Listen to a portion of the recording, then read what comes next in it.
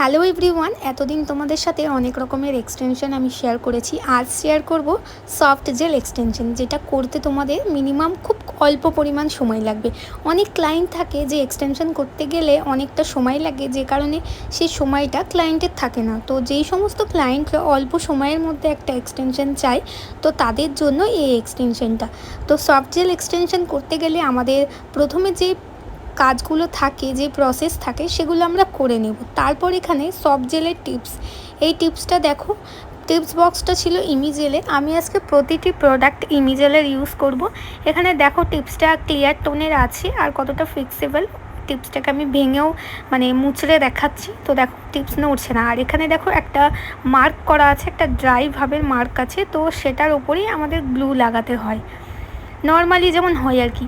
আর এই টিপসটা আমাদের ফিঙ্গারের পুরোটা ঢোকে, কোনো হাফ বরাবর থাকে না। এটা হলো সফট জেল এক্সটেনশনের টিপ গ্লু, যেটা ছিল পুরো পলিশের মতন দেখতে। তো আমরা অ্যাট ফার্স্ট এখানে মেজারমেন্ট করে নেব নেলসের সাইজগুলো, তারপর আমরা ফার্স্টে প্রাইমার লাগিয়ে নেব। প্রাইমারটা এখানে আমরা ইমিজেলেরই ইউজ করছি।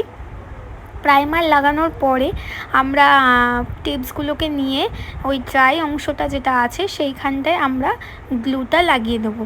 খুব হালকাভাবে মোটামুটিভাবে লাগাবো, না হবে খুব পাতলা, না হবে খুব মোটা। এরপর আমরা নর্মালি টিপস কী করি, হাফ পোর্শন লাগাই, কিছুটা ফাঁকা রাখি। এটার ক্ষেত্রে আলাদা হবে, এই টিপসটা বসবে কিউটিক্যাল ছেড়ে পুরোটা। তারপর আমরা টিপসটাকে ড্রাই করে নেব ইউভি লাইটে। এইভাবে প্রত্যেকটা আঙ্গুলে আমরা টিপস লাগিয়ে নেব। টিপস লাগানো আমার হয়ে গেছে। এরপর আমরা টিপসটাকে কাটিং করে নেব, কাস্টমার যেমন সাইজ যেমন শেপ চাইবে সেই অনুযায়ী।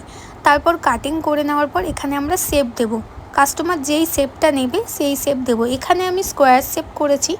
এরপরে আমাদের টিপসের যে ওপর অংশটা, সেটাকে আমরা এভাবে ড্রিল মেশিন দিয়েও করতে পারি বা এমব্রি বোর্ড দিয়েও করতে পারি। টিপসের ওপরে যে অয়েলি ভাবটা থাকে সেটাকে আমরা এভাবে ঘষে নেব।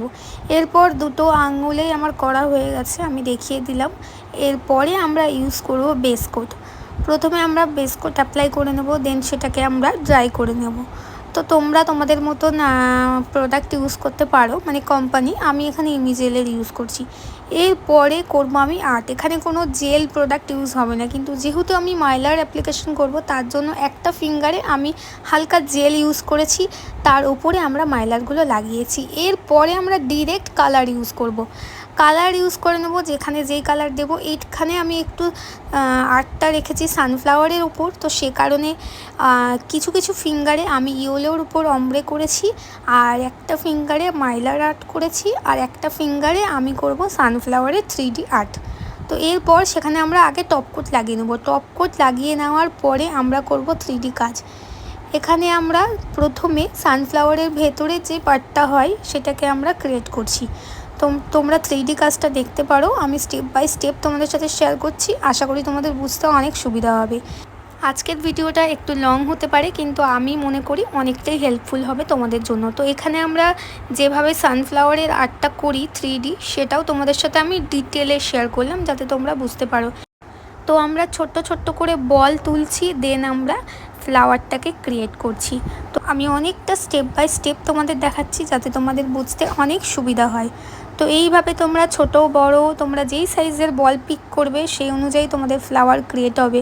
আর এখানে তোমরা অ্যাক্রিলিকের ব্রাশটা যেভাবে আমি মেনটেন করছি, যেভাবে আমি অ্যাপ্লাই করছি বা ধরছি, সেইভাবে তোমরা অ্যাপ্লাই করলে সুন্দর একটা ফ্লাওয়ারের শেপ চলে আসে। তো এইভাবে তোমরা একবার করে দেখো আর্টটা। তো কেমন লাগলো তোমাদের এই সফট জেল এক্সটেনশন অবশ্যই আমায় কমেন্ট করে জানিও। আর আর্টটা তোমাদের কেমন লাগলো অবশ্যই কিন্তু আমায় কমেন্ট করতে ভুলো না।